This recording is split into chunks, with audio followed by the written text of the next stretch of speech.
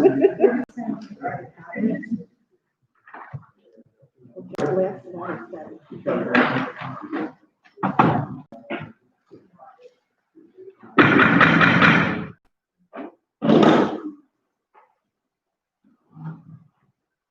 New Jersey Open Meetings Law is enacted to ensure the right of the public to have advance notice of and to attend the meetings of public bodies at which time any business affecting their interests is discussed and acted upon.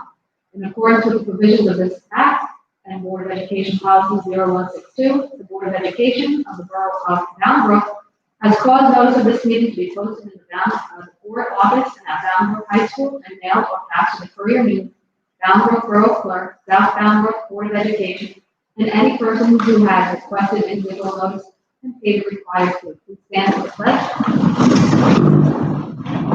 I pledge allegiance to the flag of the United States of America and to the republic for which it stands, one nation, under God, indivisible, with liberty and justice for all.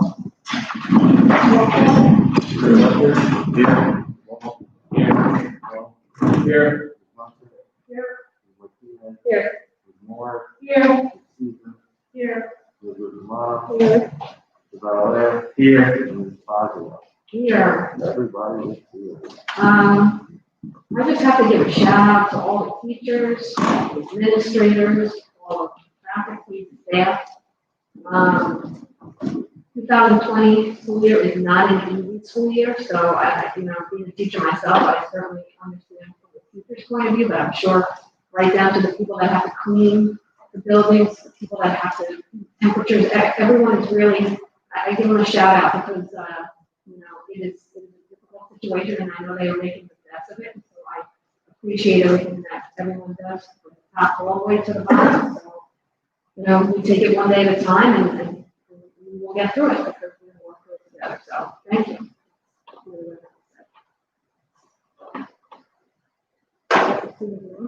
Okay, so we're going to start with our students of the month. We'll start with Lamont Anik with Dr. S. Hi, good evening. October Speaker Student of the Month is Diablo Cruz, and Kindergarten Student of the Month is Emily Switch. All right, great. And we'll move over to Lafayette School, Mrs. Clark. Hello, good evening. Our first grade student of the month is from Miss Bella and Miss Munoz class, and that is Daisy Obuto.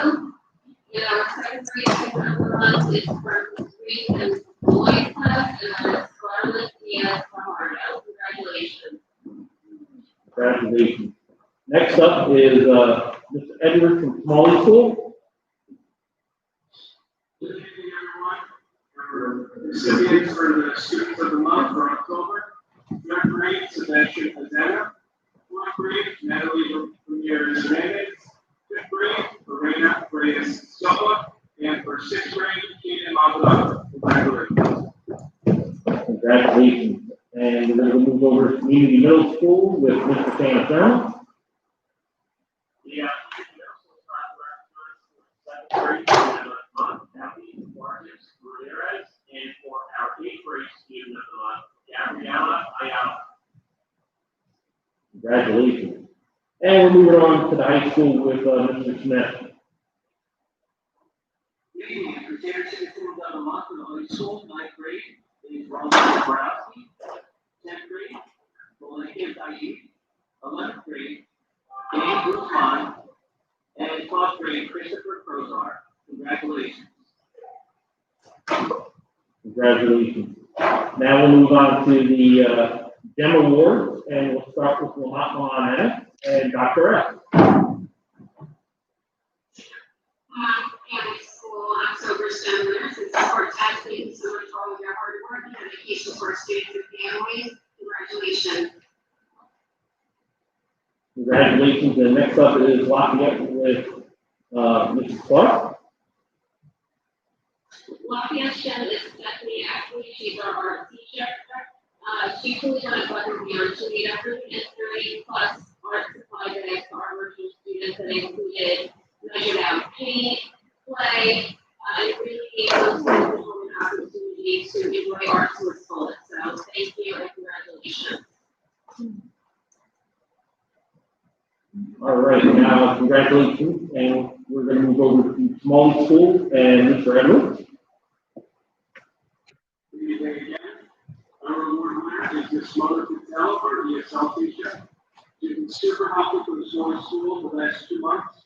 She's gone above and beyond for her students and staff. She's helped getting assignments to all of her students online. She comes in every day ready to work.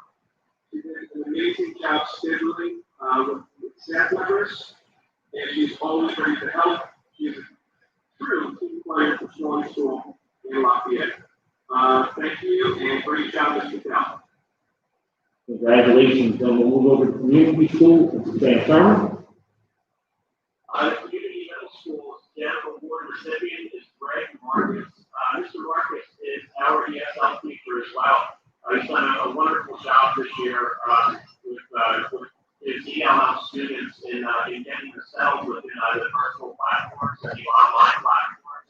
He's also done a marvelous job with teachers as well, providing them with resources. Ensuring that the kids are able to log on to Google Meets with their teachers and after school. He's done a fantastic job every day. We're very proud of Mr. Marcus and thankful for all the work he's done. Congratulations. Next up is Mr. Smith with the high school. Good evening again. This one's general recipient is Mr. David Romachek. Mr. Romachek learns something valuable every day for his professional growth. He participates in computer science and formal professional development 365 days of the year. His students see his enthusiasm and respect for him, his commitment to the content, and respect him even more for his commitment to personal and academic growth. He is a teacher, a learner, a cheerleader, and a coach. Mr. Romachek demands of himself as much as he demands from the students.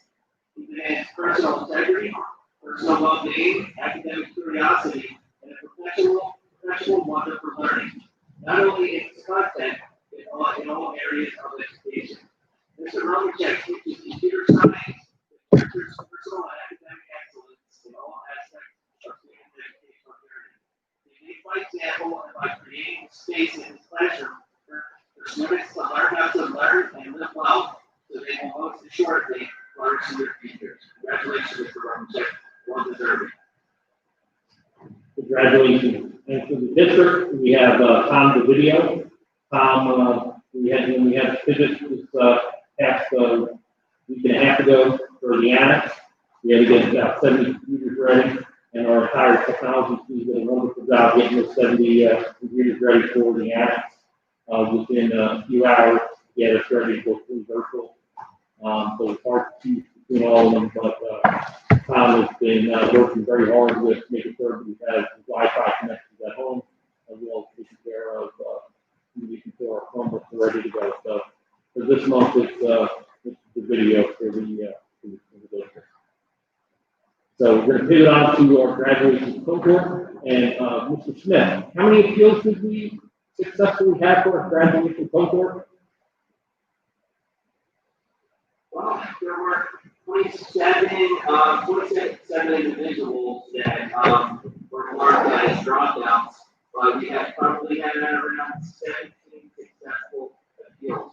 You know, unfortunately, most of the dropouts are students that immigrate from, other countries in Latin America, and they come to, the United States at 18 years of age, and unfortunately, they age out by the time they can graduate from high school. So we had about 17 total.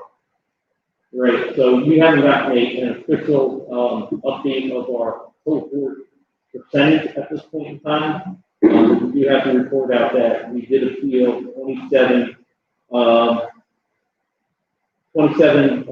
seniors from last year. We appealed 27 and we were successful on 17. So, which is good for us. We'll make a dramatic change to our cohort number for this upcoming year. So we have that number shortly. Moving on, we're going to move over to Mrs. Fisher, Title I presentation. Thank you. Good evening. So this is an annual presentation that we're required to make every year because the district receives Title I funding. Normally, we do this during the school day as a breakfast, but with COVID, we decided that we would have everything posted to the district website and just make an overall presentation at night. Because the PowerPoint is posted to the website in both English and Spanish, I'm just going to go through some of it quickly with you, just to give you the highlights of our program here in Boundary. Our Student Succeed Act of 2015 requires that we hold an annual meeting. We actually hold two meetings. We hold one in the beginning of the year and one at the end of the year. Basically, this meeting is to inform parents of our school's participation in Title I. It explains the requirements of Title I, and it explains parents' rights. Title I is the major component of ESEA, and it's the largest federal assistance program in the nation's schools. The goal of Title I is a higher quality of education for every child, and money is allowed to schools based on census data, so low-income families. Schools qualify for their funding based off of free and reduced lunch numbers. Title I flows from the U.S. Department of Education, and the Department of Ed allocates the funds to Bound Brook based on the number of low-income students that we have. So Title I schools spend the funds allocated based on the annual school planning system. Each of our individual schools in the district develops their own plan based off of their goals and their needs of their students. Bound Brook District, we implement a school-wide Title I program. So what that means for us is that we don't just service our students who qualify for free and reduced lunch. We service all of our students based off of data. So students who need additional support within the classroom receive those using Title I funding. We must provide additional resources for students. Often when you talk about Title I programs, you'll hear the word supplement, not supplant. So we cannot use funds to pay for our full programs. That's out of your general budget. We can't replace things. We must use our money to supplement our current programs. So our money in Bound Brook is used for materials to supplement our programs. Programs, for example, like summer or after-school programs, parent involvement, professional development. We use our ESSA funds to upgrade the entire educational program. We don't just pick and choose. Our funds are used to serve all children in order to raise academic achievement, and our funds are used to provide additional assistance to any student in the district who experiences difficulties in meeting the state's performance targets. Our instruction for Title I is not a separate program. We support classroom instruction. Our students don't miss core instruction. If they're pulled for supplemental instruction, it's after the direct instruction occurs. It also varies depending upon the needs and ages of our students. We focus on the critical areas of effective reading, phonemic awareness, phonics fluency, vocabulary development, and comprehension. We also focus in the higher grades on mathematics. ASI, which is our academic support instructors.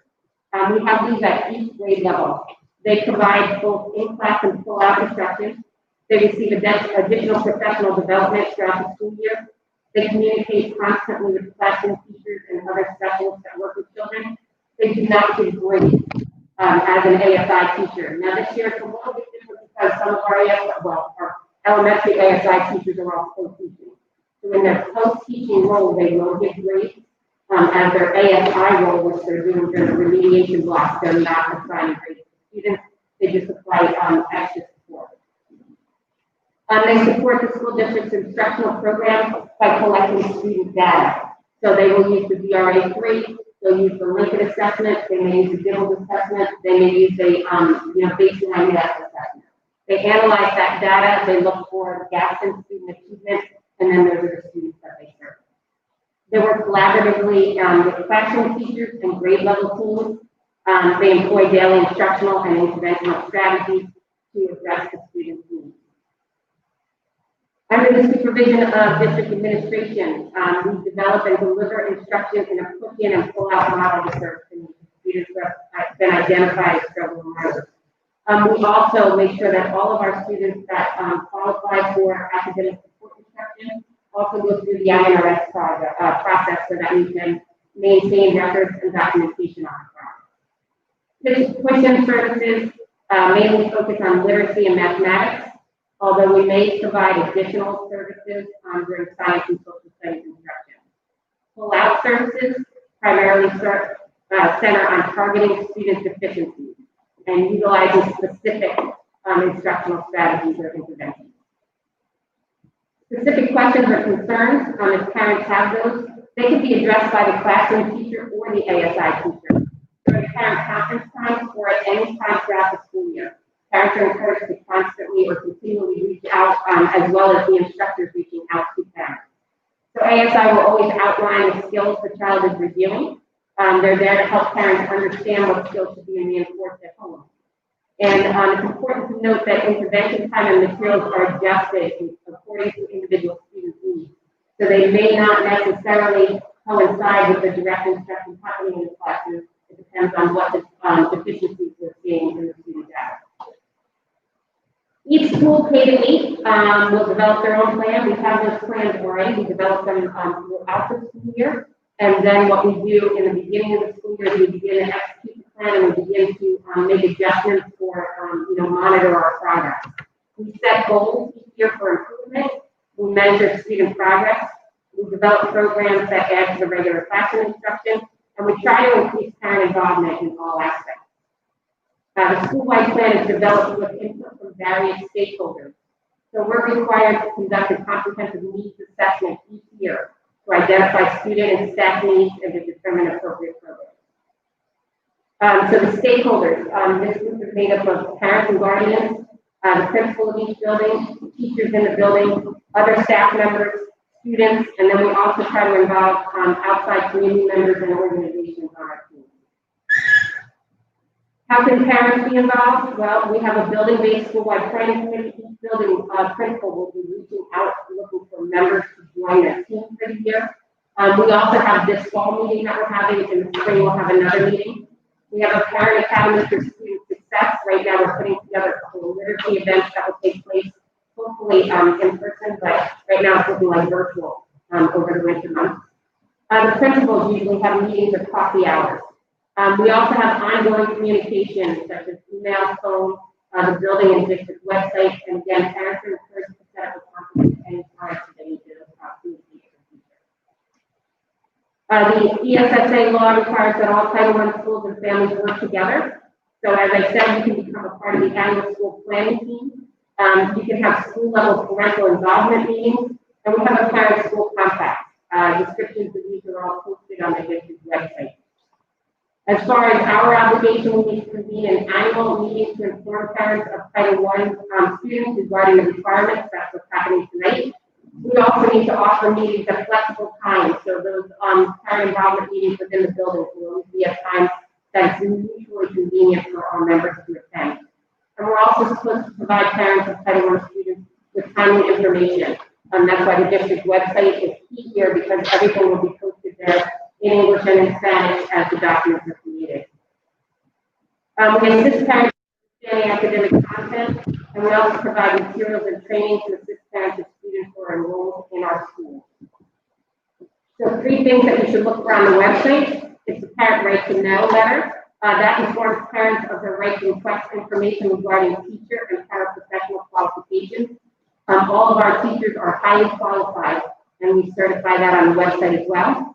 We also have a parent compact, which outlines ways that parents, students, and the schools can work together to maximize student achievement. And the district website's there on the bottom. If you don't know it, it's www.beaver.org. Just some things to remind you, you're your child's first teacher. You have the ability to influence your child's education more than any teacher or student. And you know your child best, so it should be a two-way street on communication. Share information about your child as well as us sharing, insights that we have. These are just some important links related to Title I. And that's it. If anybody has any questions, I'd be happy to answer them for you. And if not, my email is there. You can reach out to me at any time and I can provide information for you. What do they consider our teachers? What is the next step? The whole meeting is for. It's their certification in the specific subject area that they're teaching. It's from a certified school. It can be credits above their certification. So, but it's basically saying that whatever their certificate is, that's what they're teaching. Now this year we also spoke to the county office because we do have staff members who are working alongside another staff member. So for example, an ESL teacher may be co-teaching with an elementary teacher. As long as that elementary teacher with the certification is there, the ESL teacher is supporting that instructional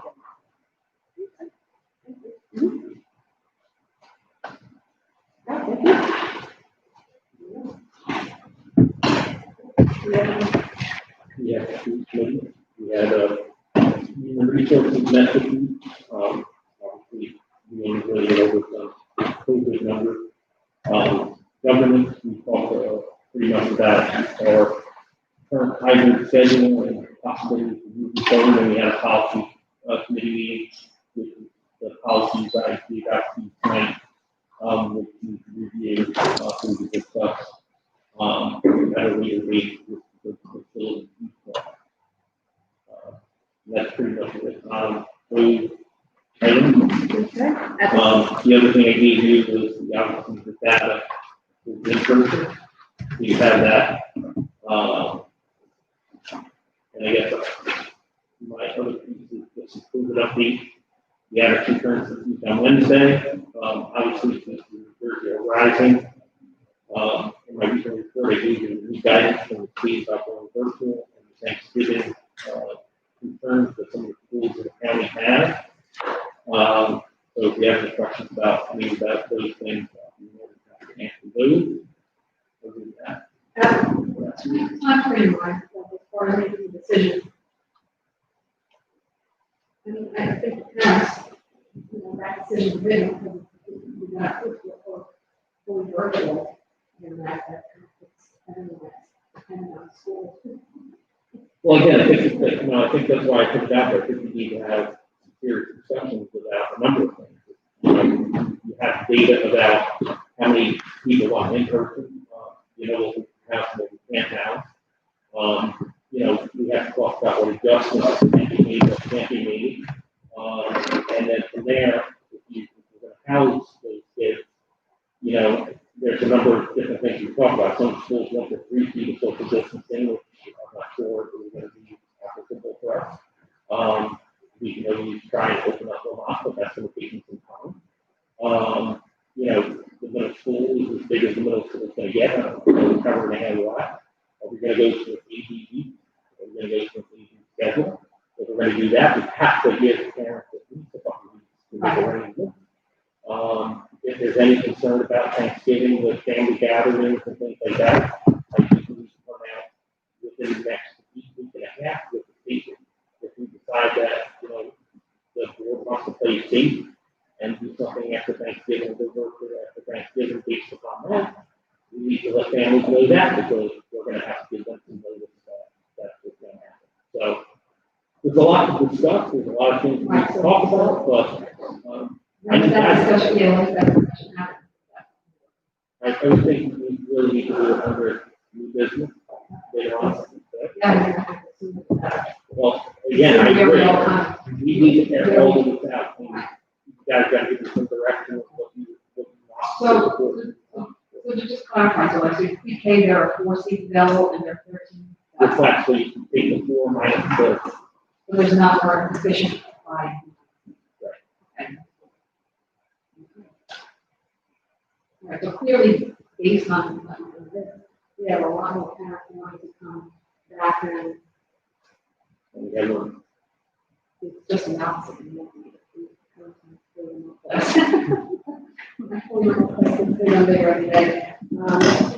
All right, so then that's obviously something we need to talk about.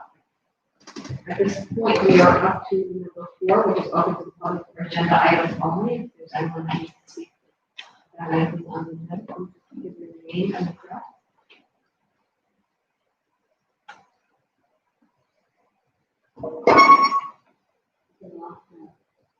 Hi.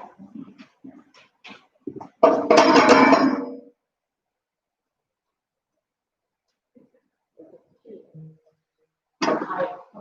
Can you hear me? Yeah. Okay. Patricia O'Reilly, 745 Schoolhouse Lane. So I believe I did post online. I just had a question about the extra prep and that 2 teachers were asking for. I'm just wondering why is only 2 teachers, you know, what exactly that entails? Extra prep period? The extra prep is actually, by contract, so just to explain it in a better way, it's the amount of preparations that a teacher has. So we use English as an example, so when we teach English 1, that's one preparation. If we teach English 2, that's the second preparation. English 3 will be a third preparation, and 4 will be a fourth preparation. By contract, teachers are only allowed to do 3 preparations or 4 preparations per year. If they have a fourth or fifth preparation, by contract, they get a $2,000 stipend. So these two particular teachers met that threshold, so they're getting a $2,000 stipend because they have an extra preparation. Is there a reason why the others don't have extra preparation? Because they're not teaching more Based than on the classes. based on classes. Oh, somebody has to teach them. So now it's not, yeah.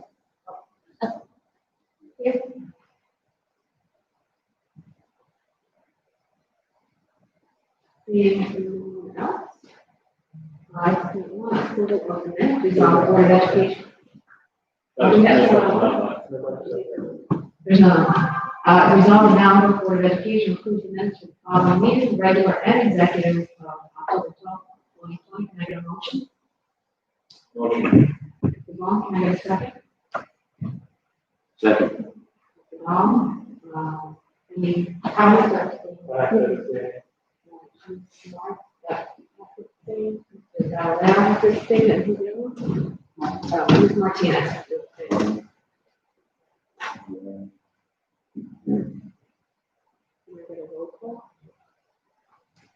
Walker?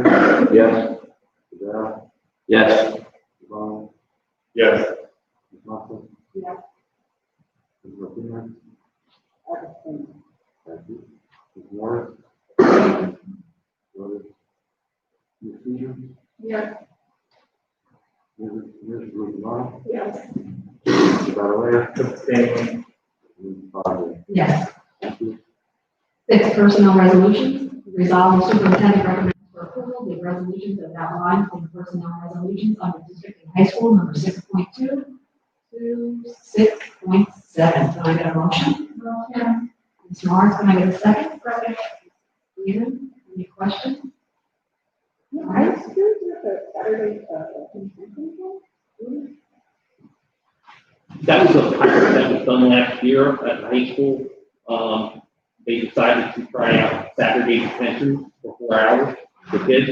That seemed to go pretty well last year.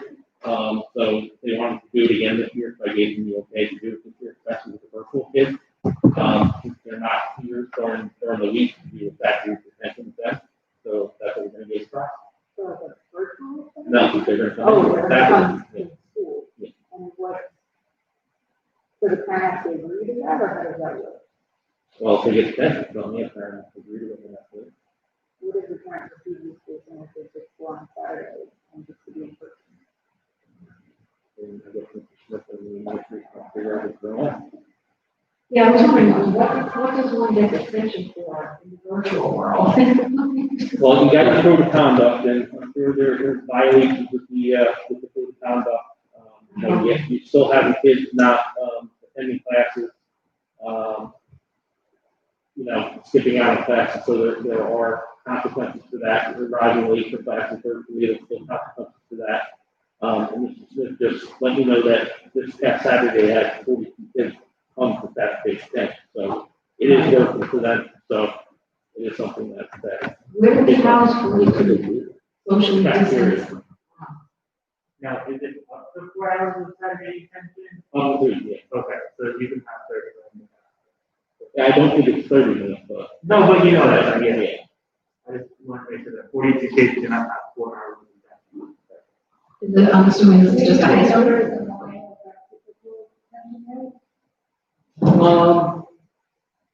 I think, normally you have multiple days of detention during the week, and Saturday you only have the one. So I think, if you want to parcel that out over 4 days, you're talking about 10 kids per day. That's probably a lot. That's just a high school. Yeah. Only.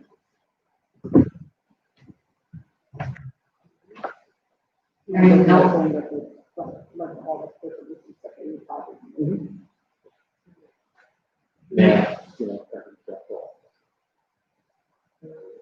Hearing no other questions, can I get a roll call? Arthur? Yes. Bob?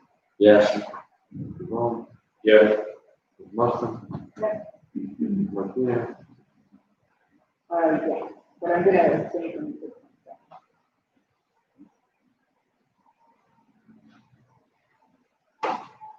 Morris? Yes. Peter? Yes. Ms. Romano? Yes. Mr. Valorez? Yeah. Mr. Fabio? Yes. Moving on to 7.1, resolve the superintendent recommends for approval the resolution as outlined in personnel resolution of the Middleton Elementary School, 7.2 to 7.6. Make a motion. Ms. Mano, can I have a second? Second. Ms. Morris, any questions or comments? Last question, this is in the work as well. How does that instruction work right now?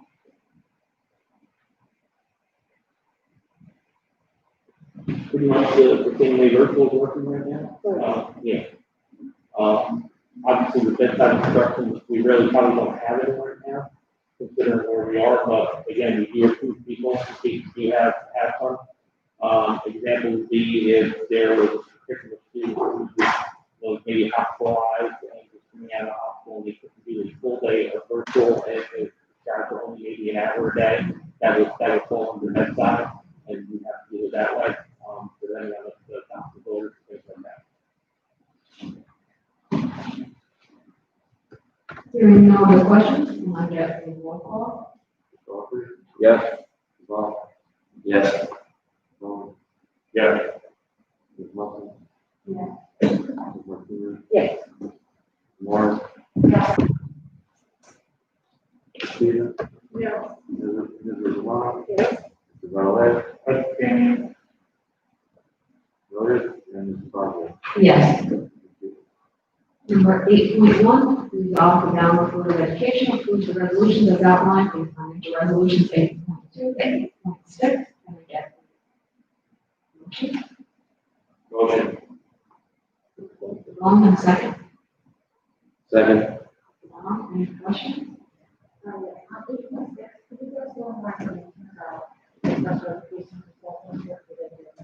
Yeah, if you recall, we had an agreement with them last year, and then they were supposed to do a competitive training, and then the pandemic hit. So from March to June, we had a full set of training that they couldn't do because we went completely virtual and couldn't do anything. And then they were supposed to train all of this year that we had an agreement to. So we revamped that agreement, and it felt as though it would be better to rewrite the agreement to include everything. So this way we're not playing the game of, well, this is back from March, and this is back from May, and this is back from June, so I wanted a whole new agreement going forward, so that's all that is. Just an agreement encompassing what we missed, what we're supposed to be doing this year moving forward. And this was some of the stuff on the board. Yeah, everything from the, yeah. Thank you. You're welcome. Question on the director and supervisor, and then thanks to those increasing guards during parent meetings, after the performance, and creating operational resources foundation. When the meetings did, parents about, child project first, sort of, are there usually translators available? Is it like a teacher or like an actual translator or one of those? Usually a parent study team member, somebody who has, who has the lingo, and right now, because of restructuring of the, house study team, the secretary is now also bilingual who also helps out. So if we don't have a specific person, at that particular meeting, then the secretary will fill in. And so that's what the keyword is, this was the secretary might not have it, but secretary. Right.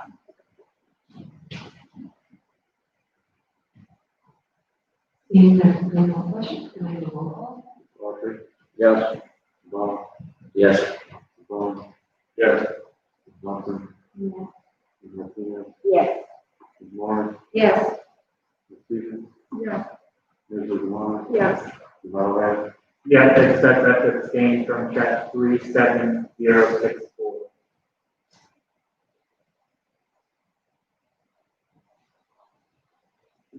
Noted. And Mr. President, Yes. um, I guess this is where we start discussing the new business.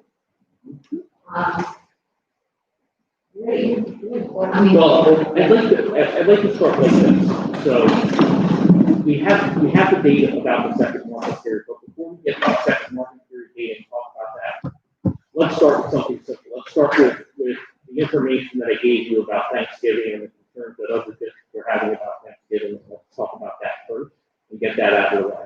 Is there any concern with the board about us continuing having in-person education after Thanksgiving, given the fact that other districts are worried about not only the staff leaving the state and having family gatherings, but students leaving the state and having family gatherings and not quarantining when they come back?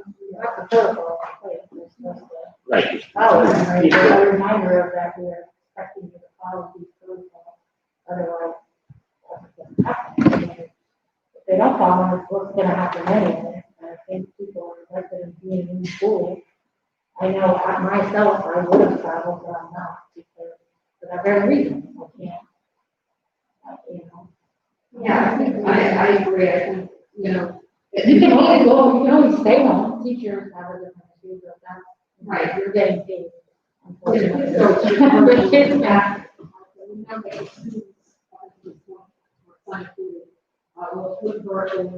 And, you know, I understand the concern, I'm just, there's so many more parents that want to bring their students back to school. I think that would be sort of like the opposite of what they're expecting to do. And I think we're one of the few districts that has not only not brought students back, but brought them back 5 days a week. You know, I have many cousins, and no one, I don't know many other districts that have done. We need more people come percentage wise than you guys. Right, so the fact that we have, and now we have even more parents that want to, I just think the antithesis of what they're expecting. I mean, we have, Morrison, we have protocols in place. Am I concerned? Yes, but, you know, every weekend that they go away, I have no idea where they're going. I have no idea who they hang out with. I have no idea what, you know, we don't have that. So I think we just have to.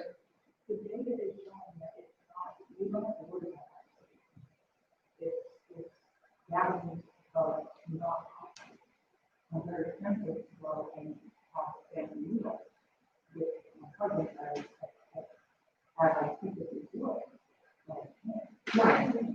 So it's not even common. I mean, if we send a reminder or a letter, if the governor is suggesting the same thing, but not that we have a thing down and it's outside of your, more, you know, you can't control.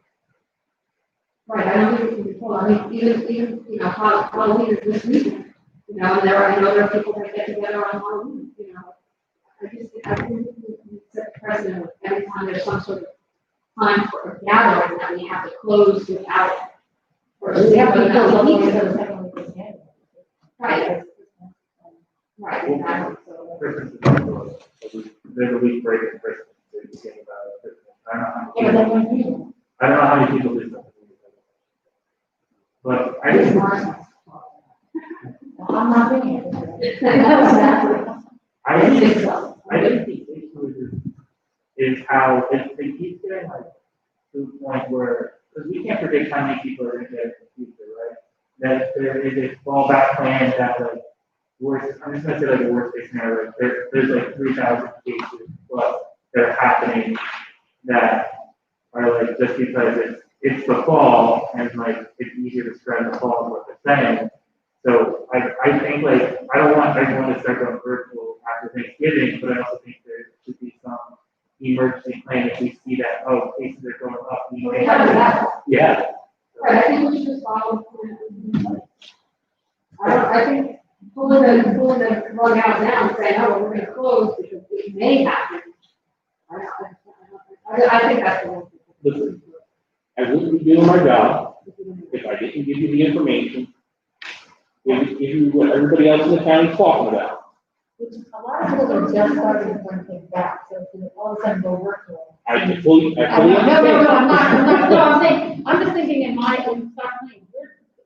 Everybody will be back on the 16th if they decided to do that. It's like literally for Right. over 1 week and I'm going to it might happen, I don't know. I'm just saying, I think we have to put all the protocols and the rules in place.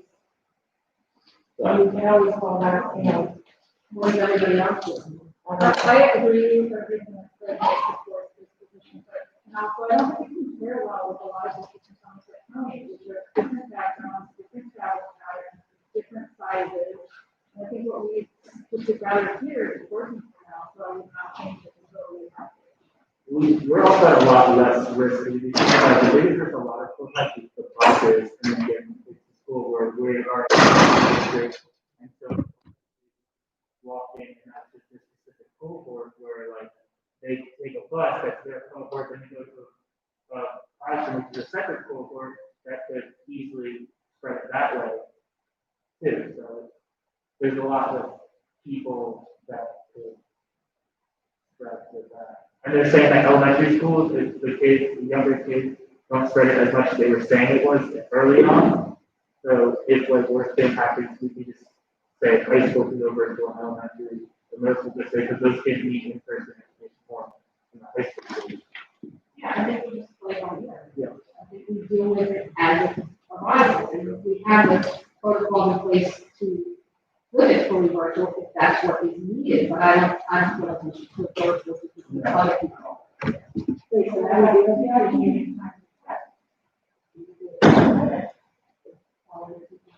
That's how it is right now, we could do it on the dime anyway. Right. This is exactly what it is, I have to have my things every day and I need to, we're told, and that's how it is right now.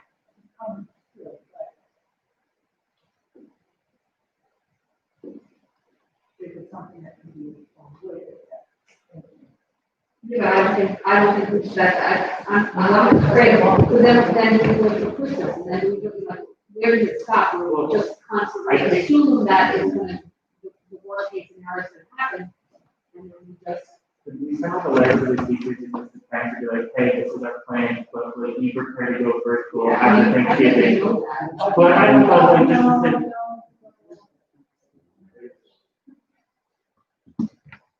The only thing I was thinking is about asking the teachers if they may have plans of travel. Like, would we be able to do that just to? I don't know if we can. We can't tell people not I to. can't tell people not. We can highly suggest If it. you have a certain number, like that you know, let's say, okay, I'm gonna be traveling, then we know if we may need something for them to be able to. It doesn't really have anything to do with their contract, and so we don't. I don't know, but at least she was saying. That I think it's an invasion of their rights.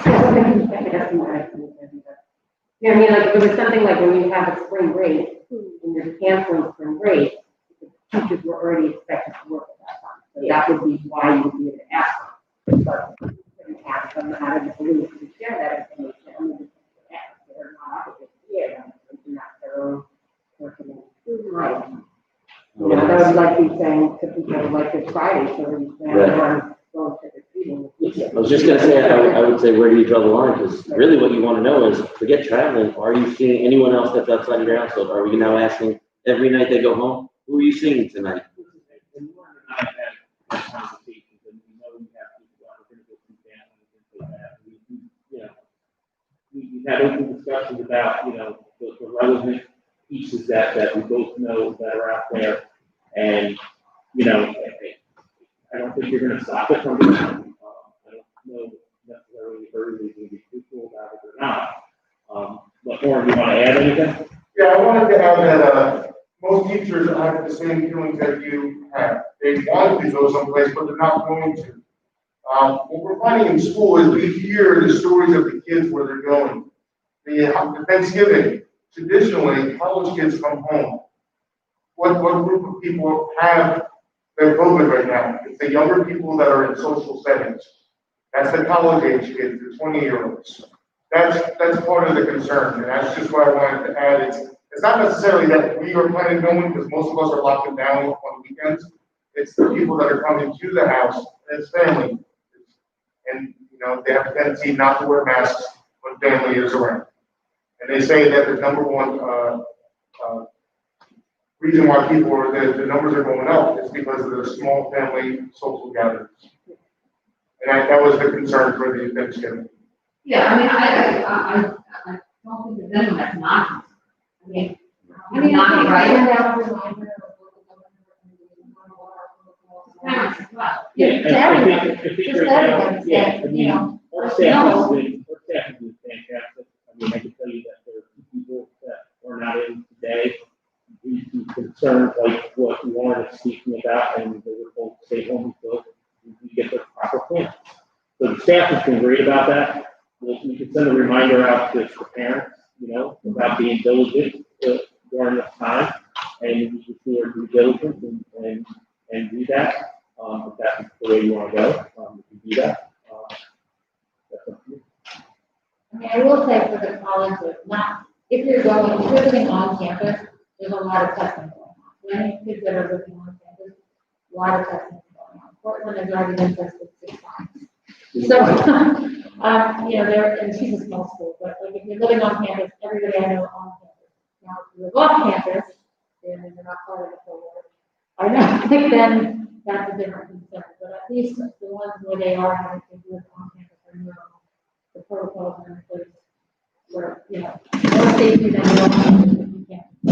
But I think most of the families are having off campus to keep track of before they let them home, right, honestly. Or they're telling them to stay at school. Yeah, but most of the schools are closing on the 20th and that's it, like Denver, Rushmore, so. Yeah. That's what most of the colleges are. Why are they going virtual during that time? no, that you're done the semester. For the rest of Plan the that semester, since like yeah. July, that's always. Because they didn't want them to travel and then come back. Right. And then travel and then come back, so they're just traveling once and coming back, you know, in January.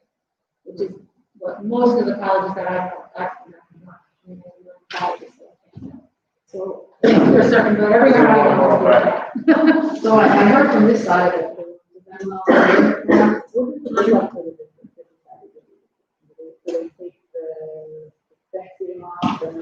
They go virtual for 2 weeks. So they're basically coming back for a week and then they're going out again for work. So it means logically, you know, if you're gonna ask me to do that, I'd say please go out 3 weeks. And don't bother coming in for a week. Wait, but then are we doing it again after Christmas? At that point, we're doing 2 more. Well, You we have want to- them to come back in the middle of January, you know, that's a long time out for parents who have relied on the school. And I was just gonna say that, and To be it's really there. the logistical part for parents at that point. So even the 2 weeks or the 3 weeks, when you start coupling it in with the Christmas break and everything else, you're talking a month and a half. You know, you really have to start, you know. No, I'm looking at it right now. Believe me, I've used up every personal day I have, and so is my wife. Stay at home. So I think what I'm hearing from you guys is to stay with what we're doing and kind of continue that, so let's get that out of the way. So I will send a letter out, a reminder, probably for the end of the week to parents about Thanksgiving. Now let's talk about the second semester, second market period. Second market When period, does that second trimester. Second market period starts probably right before Thanksgiving for the high school, middle school, and second trimester starts probably right after Thanksgiving for elementary. Before we do that, can I just talk about, is there any way to share resources to our community members about how they can get that for free? Because I know that, you know, if you know, you're a computer and you have seen stuff on TV, you might be able to find the stuff, but like at first I was like, how do I get tested? And then it's like, oh, you can get tested for free, and so it wasn't until a friend got tested and told me how to do it, but then I felt comfortable getting, you know, finding that right age, which is totally free, and you know, show up, so like, if you don't know that, it seems kind of hard, so I wonder if we I can do. don't know if they're doing, again, I have to double check the time, but I don't, as of right now, we're not doing enough testing. That's the word I got. You have to be systematic to get it tested. Yeah, there's definitely been a change over the last couple of days. It's a shame. I'm right, I've had to get paid for. It's just a program. People have insurance. I know, no, I understand, I have insurance, but and then it's more like, especially. What was the group that came in and tested, the limits on All right, we're getting a little off track, but I'll look at it again. The district is supposed to be getting rapid tests. Every district in the state is supposed to be getting rapid tests at some point in time from the federal government. We just haven't been told exactly when we're getting them. We know they're on their way. We know we're supposed to be getting them. I just don't. Is that what teachers and extra students? Yes. Yeah, So but this way, we're supposed to be able to constantly. they do random testing in New York. Yeah. But the last thing I heard was they were on their way. We were gonna get them. And that's the last I heard, so. All right. I think we do them all because it's another. I think our problem with that is we need time I know, but you're gonna need time later, but it's the numbers go hard, like I feel like. well, the numbers right now are the numbers right now. You know, I don't need to make that change to get it till the end of January. But in that, those grades, that's the highest numbers. You can fit them somewhere else.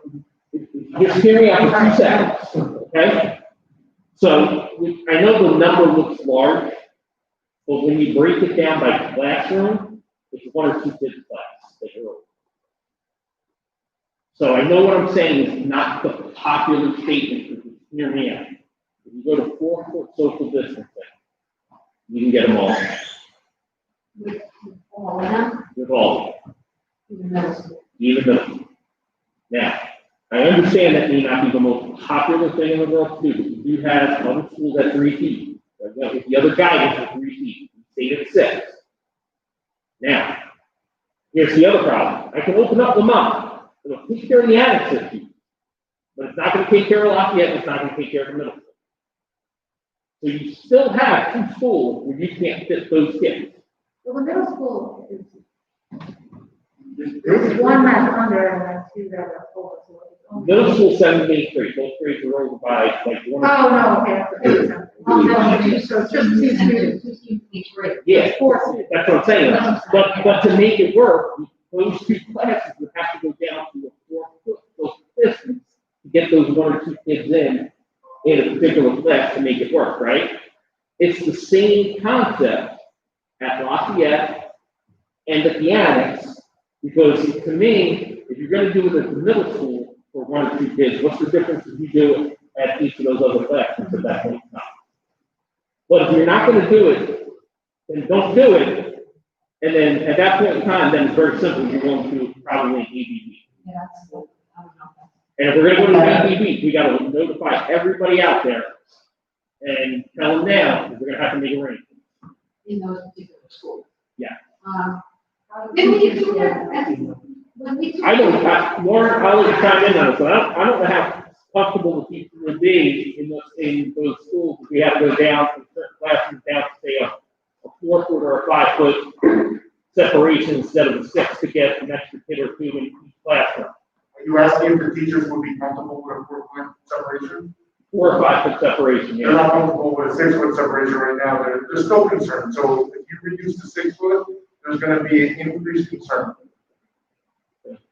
Let me ask you, are there any empty possessions at this point? No, So there's no empty possessions? no. Well, what about grade 3 has 17 students going in and 39 available? Is there a way to rework, like, is there a way to rework? I don't know how big the classrooms are in that, like, you can't move like the classroom there to be big enough, or without opening like the end. Because you see 13 and then 26 open, and 17 and 39 open, that's, you know, you have a. Yeah, divide the 39 by, what are we talking about, 25, 26 classrooms? We're talking only a couple kids per class. Right, because there's. You gotta remember, it's 4 grades now over small. You can't shift class. Right, because there's no empty There's no class. empty classroom. You can't shift the entire classroom. For the the software that we provide to the staff? Is there a way to do that for more of our students? Like, if they, I mean, the parents are signing up for their kids to be in class, presumably they have a classroom field, but is it also because the teachers want them in school, and would it be helpful if there was another big area where we could do something like we do with the care for our staff? And then that's the piece of work that's coming back. Coming back to the class. We need one. Even if we did, it could be. And even if we did, that's one that's small, that has a separate account too. I'm not saying that they got to sit back there. So we got, I mean, I figured we would ask, but it doesn't. I'm making that move. Sit in the cafeteria, you know, they want to see it. There's nothing replacing teacher in that. It's working well. I don't know, I think you'd be surprised, I think there's parents who are gonna say, I gotta put my kid somewhere. I think you're wrong, I think parents will say, I need my kid to go somewhere, I have to work. And they'll put them there. Not that, I don't even know if it's a real option, I'm just saying, I think that's out there. Again, that's some of these referring to my personal needs. You know, Again, I mean, you're talking about doing through work and connection, the cost would be outrageous, so it's not gonna do it that way, we have to do it ourselves. And at that point in time, we'll have to really set anyway. Raise the line. That's what I'm saying, that's just enough class, right? It's just like producing classrooms, so I have to create classrooms. Right. Whether that's Vermont or a different building, you have to create classrooms. And then what you're doing is pulling a couple kids from this, so you're pulling them away from the teacher they've been with But the for. problem is pulling them out of the building, Yeah, and that's it, well, yeah. you know what I mean? But I just mean at a young age especially, kids start to bond with a teacher. Right, now they're not with their peers. Yeah. Right, pulling teachers, then the kids are not with their peers, they're in a completely different building. Yeah. It's just such a nightmare in terms of, because then the backlash becomes, well, they're not in the building with their friends, they're not getting seen specials, they're not getting this, they're not getting that, like, I go down the line with that. I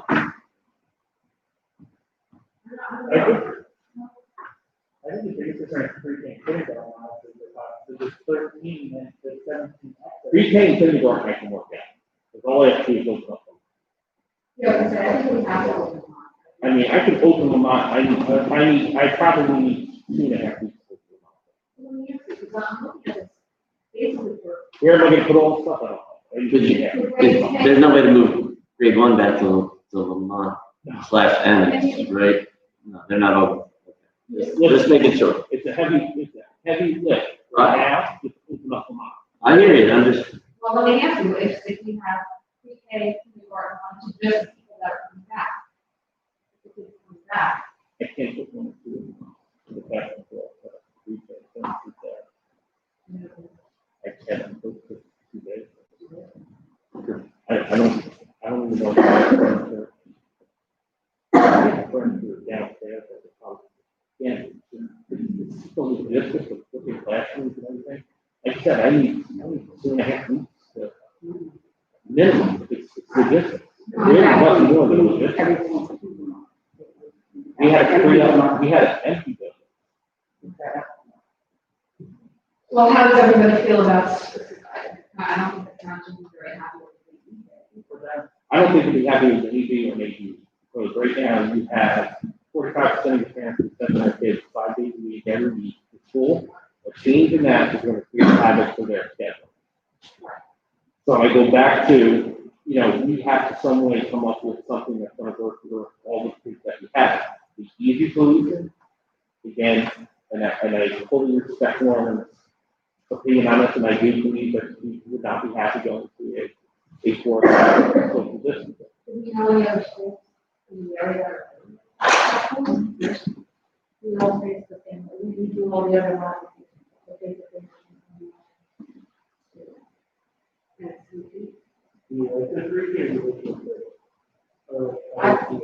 I personally feel like I could. it's very hard, I know, it's very hard. It's very hard to say 6 or 3 feet away from one when you're trying to talk to them. I think just keep getting closer, so you can hear what they're saying.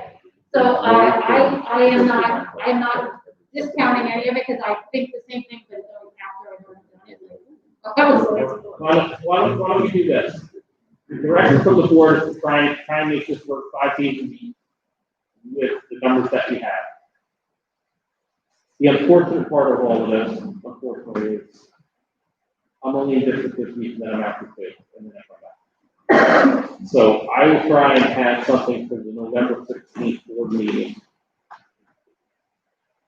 Some sort of mock-up for you to show you how this is going to work, with something that we can implement by January 2nd. Will that be okay? So these students wouldn't be able to come back until January. You're expecting it. I don't think I could do it any sooner, Gary, to be I know, honest. I'm just asking, Yeah. like, we asked for this, and now.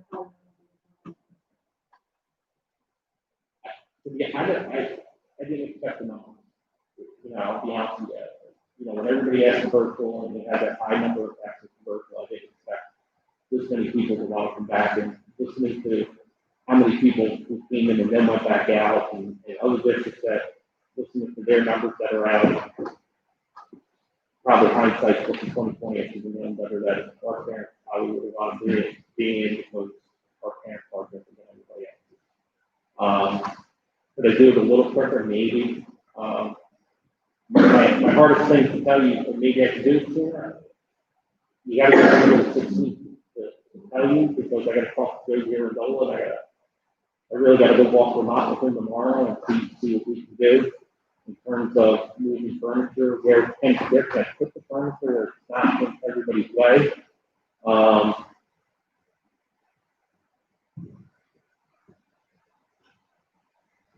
I'm not concerned, if it takes that long, that's what it takes, but I'm just saying, we asked for the data right now from this parent.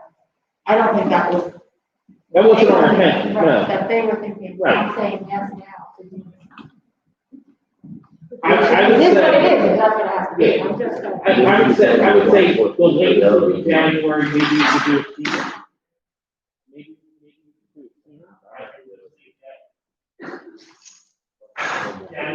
January is the drop dead last possible thing I can definitely do, but I probably could do it sooner.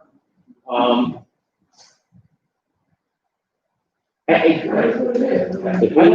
don't want to We start telling parents that we have to get on the 4 feet, there may be parents who bail on the whole idea. Anyway, we may lose numbers right there. When you tell parents, we might have to go to 4 feet, they might say, nope, that's not for me.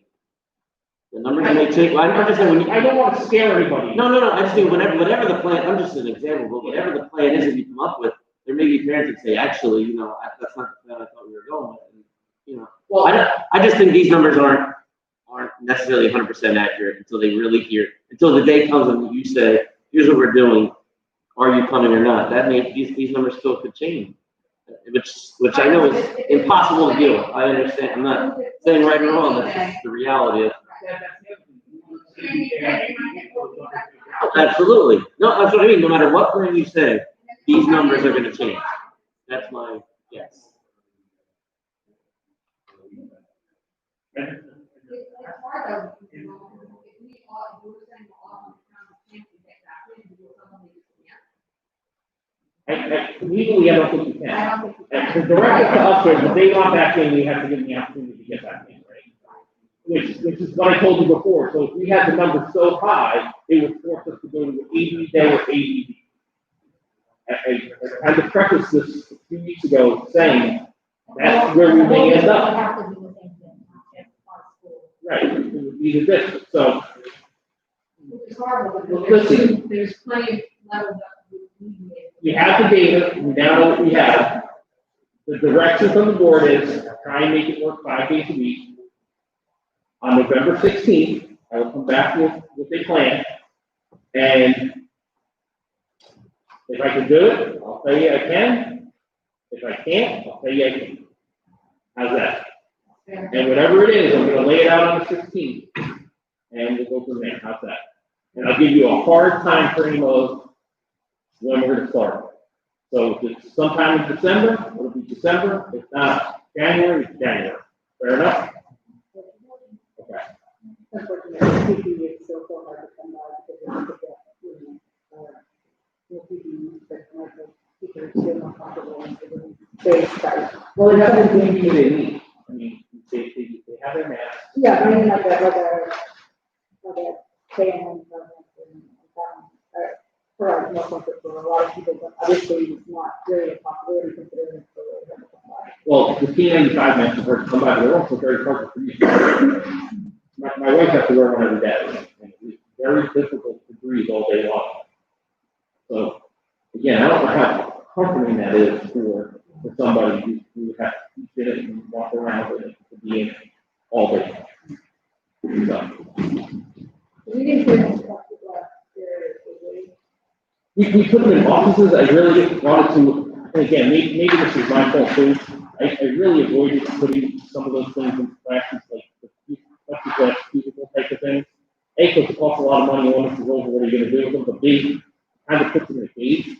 And I just, anybody who's been here long I enough. don't think they say it works anyway. Well, and anybody who's been here long enough, who's kind of heard me, I've heard this, Paul has heard me say this, I can't stand, I mean, we're getting to that point anyway, we're talking about it, but, I never wanted the kids to feel like they were walking into a person out front with like metal protectors and all that stuff, and I never wanted kids to feel like they were there to compete. So I was always anti those things. This is supposed to be a school. This is supposed to be something that is, a safe place that the kids can feel free and things like that, and they can feel like included. So, you want to give them a very safe, healthy environment at the same time of that, putting so many things in place that, they feel included. So, anyway. All right, so we're up to open to the public for discussion. Give us the name and. Yeah, I gotta go home, so I'm coming back here at 6:30. Debbie Pakulin, 81 Ditmar Boulevard, White House Station, New Jersey. It's amazing to me as I sit here, how many of you were students while I worked here, and how many of you who I had were students. That being said, I wanted to take this opportunity as I enter this new phase of my life called retirement, to thank each of you for the opportunity to have worked for the Bound Brook School District for 27 years. I am 4th generation Bound Brook. My children, 5th generation, they went through school here. My mother graduated from here. And so my heart and my passion for Bound Brook runs very deep. As a matter of fact, my youngest son is a Bound Brook police officer. Dan, we have worked together for 17 years, and while we have agreed to disagree at times, we have always come out respecting each other's opinions, most of the time. Mr. Smith, who has a heart bigger than anyone can know, you have been a pleasure to work with, and I wish you nothing but the best in the future. To all of the staff in the district, at a time when education is so unsettling and there are so many unknowns, keep doing what you're doing and know that we appreciate it. I'm going to miss all of my personal interactions with many of you and hope that in the future, in the not too distant future, I will be able to visit the school and attend events. But in the meantime, I wish all of you to be safe, be well, and remember, in the words of Nelson Mandela, education is the most powerful weapon which you can use to change the world.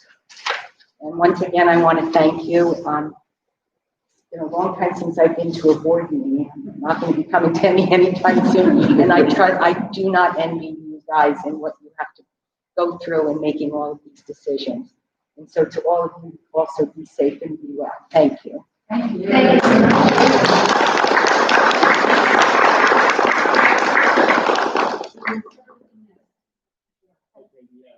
One-on-one, comment, I think it's O'Reilly, from Mrs. O'Reilly, 745 Schoolhouse Lane. Is there any update on the possibility of opening the school full day and allowing kids to teach in their classrooms as originally planned? I think we need to still kind of work out what we're trying to work out now, so. Yeah. Yeah.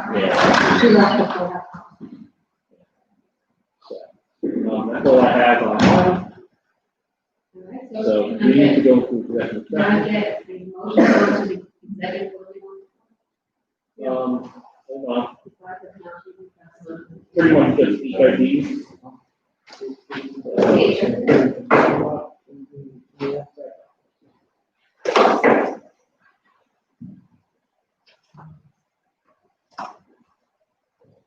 One, three, seven. There you go. Can I get a motion? Motion, Ms. Stevens, can I get a second? Second, you guys know 5-1, good to go. All right. The only thing that we're gonna do once we come back is this, No, yeah, hang on. so. The only thing we're gonna do. Yeah. Okay. Yeah, we can come back. Okay? So you gotta stay running, yeah, we can come back. We'll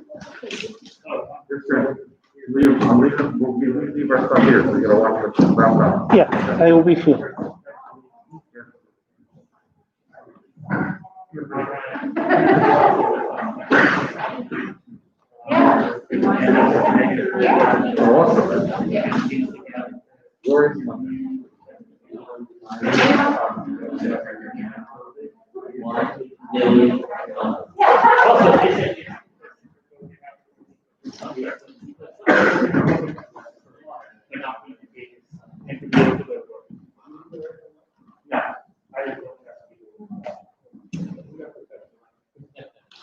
We're not used to. I don't know.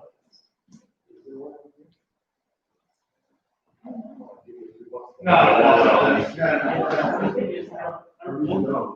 All the people who started.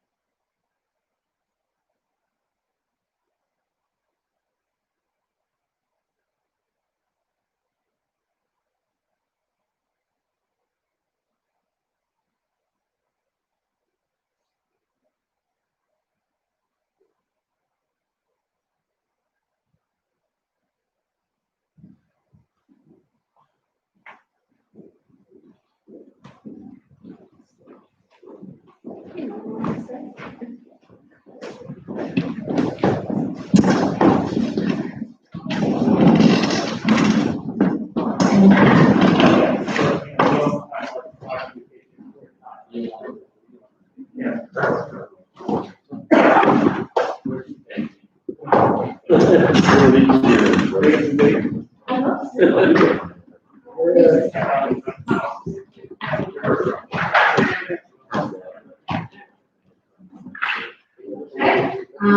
we are at 13. Adopt the Bound Board of Education, the approval of the resolutions as outlined, and approval of his case on our high school. 13.2 and 14.3, can I get a motion? Motion. Ms. Morris, second. Second. Mr. Valero. Roll call.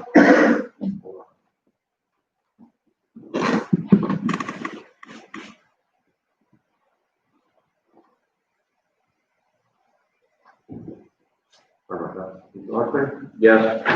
Wow. Yes. Brown? Yes.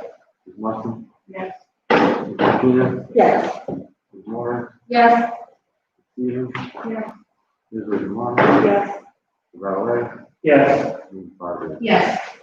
Aye. 14.1, resolve the Bound Board of Education, the approval of the resolutions as outlined, and approval of his cases under middle and elementary school 14.2 and 14.3, can I get a motion? Motion. Ms. Martinez, second, Ms. Stevens. Can I get a roll call? Arthur? Yes. Brown? Yes. Brown? Yes. Martin? Yes. Martina? Yes. Moore? Yes. Stephen? Yes. Mrs. Lamar? Yes. Valerie? Abstain. Noted, and then Fabio. Yes. Can I get a motion to adjourn? Motion, with everyone. Everyone yell it out, Ms. Morrison, Mr. Valero. All in favor, say aye. The whole meeting, I gotta get